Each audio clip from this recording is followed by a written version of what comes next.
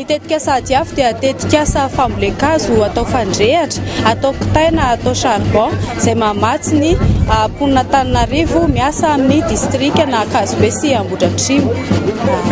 Ny tetikasa dia efa niasa teto amin'ny commune Tsafilo nandritra ny 3 taona izay ary ny vokatra amin'ny velaran-tany voavoly azo dia eo amin'ny 490 hektara. Ny tanjona amin'ny fambolekazo fandrehatra dia famatsiana amponina eto amin'ny commune amin'ny arina fandrehatra anakitay ary ihany koa fidiram-bola ho an'ny tokantrano eto amin'ny commune Tsafilo izay amatsy ny ponina Antananarivo renivohitra.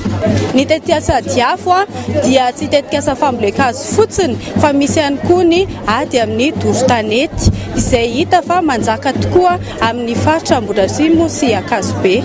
Ny tetikasa diafo dia maharitra 7 taona izay nanomboka tamin'ny volana Jona 2024 ary mifarana amin'ny volana Febroary 2024. Nisy moa ny fanarahana teo amin'ny vondrona Europeana ary mbola hitohy hatramin'ny faran'ny volana Septambra 2024. Izy io dia tetikasa fambolekazo izay manana tanjona 570 hektara ao anatin'ny 7 taona.